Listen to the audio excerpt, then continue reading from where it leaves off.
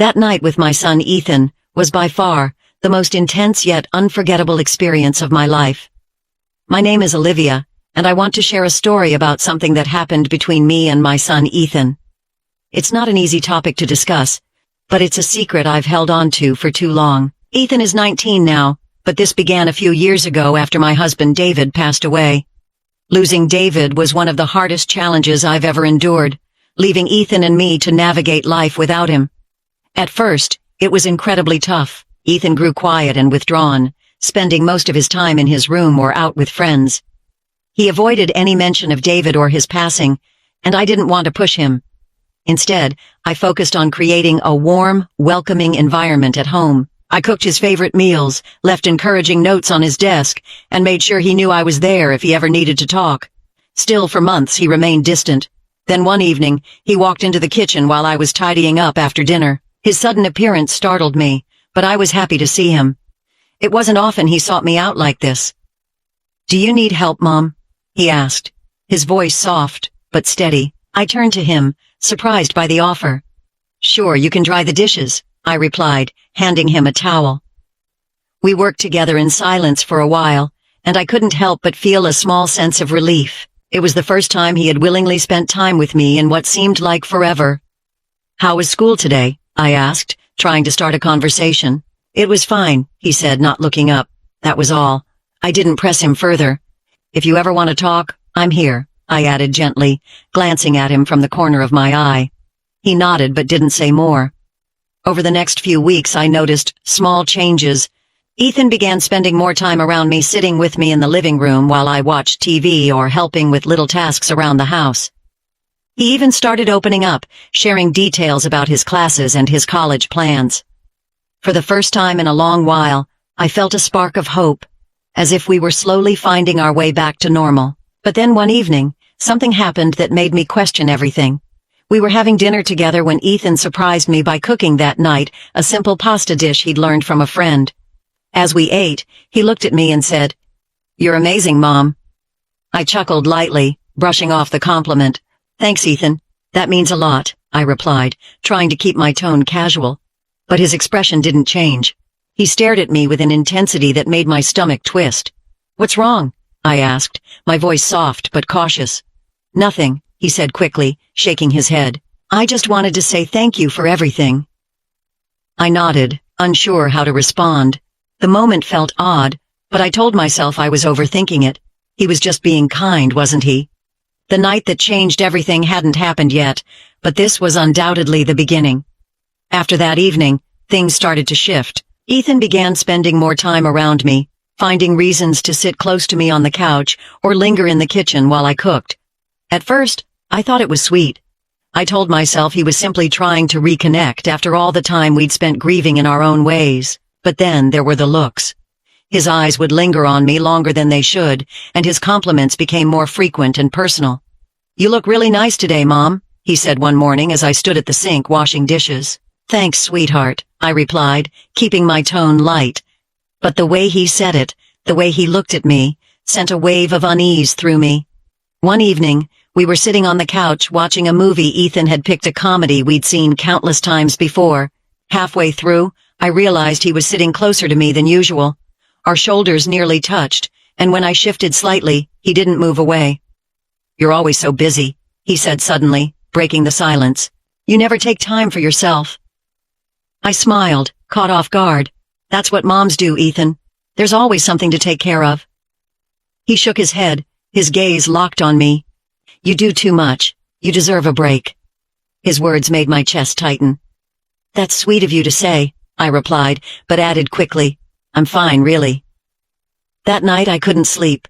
I lay in bed staring at the ceiling, replaying the moment again and again in my mind. Was it just an innocent gesture? Or was I imagining something more? What was happening between us? In the days that followed, I began to notice Ethan finding more and more reasons to be near me. If I was cooking, he'd appear in the kitchen to chat. If I was outside in the garden, he'd wander out and sit with me. His compliments continued, each one unsettling me more than the last, and to my surprise, I realized I was doing the same, seeking him out more often than before. "You make this house feel alive," he said one afternoon while I folded laundry. I froze for a moment, unsure how to respond. "Thank you, Ethan," I said at last, forcing a smile. But deep down, I couldn't shake the feeling that something was shifting, and it wasn't a change I felt comfortable with. The unease in me grew bigger by the day. I tried convincing myself that I was overthinking it, that Ethan was simply being kind, maybe even trying to make up for the emotional distance we'd both felt since David's death. But it wasn't just the compliments. It was how he acted, the way he was always around, watching me, finding excuses to stay close. And as much as I hated to admit it, I hadn't quite figured out why I seemed to be doing the same to him. One afternoon, I was in the kitchen chopping vegetables for dinner. I heard Ethan's footsteps behind me, soft against the tiled floor. I didn't turn around, focusing on the task at hand, hoping he'd just grab a snack and leave. "Do you need help, Mom?" he asked. I glanced over my shoulder and gave him a quick smile. "Sure, you can slice these carrots," I said, sliding the cutting board toward him. He stepped up beside me, his movements deliberate, and started cutting. For a while we worked in silence. I thought it might just be a quiet, pleasant moment, something normal, but then he stopped cutting and turned to look at me. "You've done so much for me," he said, his voice low. I glanced at him, confused. "What do you mean?" "I mean, after Dad died. You've taken care of everything. You didn't have to, but you did," he said, his eyes locked on mine. I felt a pang of emotion in my chest. "Of course I did, Ethan. You're my son." "I love you," I said, trying to keep my tone steady. He nodded, but his gaze didn't waver. "I just don't think I ever said thank you for all of it," Ethan said softly. "You don't have to thank me," I replied quickly, turning back to the stove. "That's what moms do." He didn't respond, but I could feel his gaze on me. The moment felt too heavy, too intense, and all I wanted was for it to end. Finally, he picked up the knife and started cutting again, and I let out a small breath of relief. After dinner that night, I settled onto the couch with a book, hoping to lose myself in its pages. Ethan walked into the living room and sat down next to me, not in his usual spot at the other end of the couch, but right beside me. "What are you reading?" he asked, leaning closer to look at the cover. "It's just a novel," I said, holding it up for him to see. "Nothing too exciting." "Can I read it with you?" he asked. The question caught me off guard. Ethan hadn't shown much interest in reading since he was a child, and I couldn't recall the last time we'd done something like this together. Part of me wanted to say no, to tell him I needed some time to myself, but another part of me didn't want to push him away. "Sure," I said, scooting over slightly to give him more space. He leaned in close, his shoulder brushing against mine as I began to read aloud. At first, it felt like any other moment we might have shared years ago, before life became so complicated. But as the minutes ticked by, I became increasingly aware of how close he was, how intently he was watching me. Not the book. When I finished the chapter, I closed the book and set it down. "That's enough for tonight," I said, trying to keep my voice light. "Thanks for reading to me," he said, his tone soft. "You're welcome," I replied, standing up and heading toward my bedroom. "Good night, Ethan." "Good night, Mom," he said. But there was something in his voice, something I couldn't quite place. The next morning when I walked into the kitchen, Ethan was already there. He'd made coffee and set out breakfast, something he hadn't done in years. "Good morning, Mom," he said cheerfully. "I made you some coffee." "Thank you, Ethan," I replied cautiously, sitting down at the table. He sat across from me, watching as I took a sip. "You work so hard," he said suddenly. "You deserve to be taken care of, too." I swallowed hard, unsure how to respond. "That's very sweet of you," I said finally, "but you don't have to do all this for me." "I want to," he said firmly. After breakfast, I retreated to the garden, hoping to clear my head. The air was cool, and the scent of blooming flowers surrounded me. I sat on the bench, staring out at the neatly trimmed hedges, trying to make sense of everything. I wasn't sure how long I'd been sitting there when I heard footsteps behind me. Turning, I saw Ethan walking toward me, his hands in his pockets. "Can I sit with you?" he asked. "Of course," I said, though a part of me wanted to say no. He sat down beside me, leaving a small space between us. For a while, we sat in silence, the only sounds coming from the rustling leaves and the distant songs of birds. "You've been quiet lately," he said finally. "I've just had a lot on my mind," I replied, keeping my gaze fixed on the garden. "Is it about me?" he asked, his tone soft but serious. The question caught me off guard, and I hesitated before answering. Why would you think that?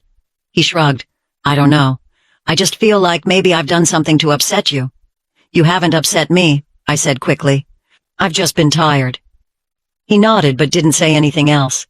After a few more minutes he stood up. I'll leave you alone, he said quietly. I watched him walk back into the house, a knot of guilt forming in my chest. He hadn't done anything wrong, had he? So why did I feel so uneasy? The days that followed felt strange, as though a heavy cloud had settled over the house.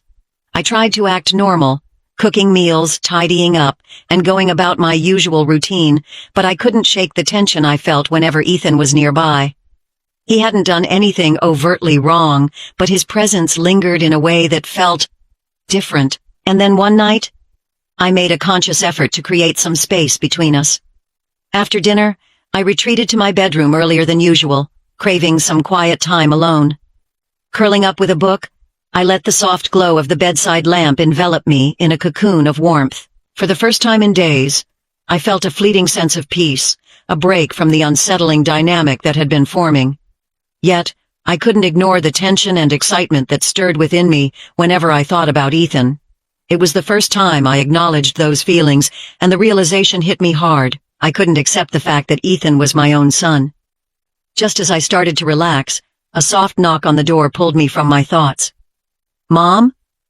Ethan's voice was low, almost hesitant. I paused before answering. Yes? Can I come in? I glanced at the clock. It was late, far past the time Ethan usually went to bed. Is something wrong? I asked, sitting up slightly. I wanted to talk, he said. I sighed, setting my book aside. Come in. The door creaked open, and Ethan stepped inside. He looked different. Less like the confident young man he usually was, and more like the boy I used to comfort after nightmares when he was little. He lingered in the doorway for a moment, as though unsure whether to come closer. What's on your mind? I asked, patting the edge of the bed. He sat down, his movements slow and deliberate. For a moment, he said nothing, his eyes fixed on the floor. Then he looked up, his gaze locking with mine. I just wanted to say I'm sorry, he said finally. For what? I asked, my voice cautious. For making you feel uncomfortable, he said, his tone sincere. I know I've been acting different lately, and I don't want you to think I'm trying to make things weird between us. I blinked, surprised by his honesty. Ethan, I started, but he cut me off.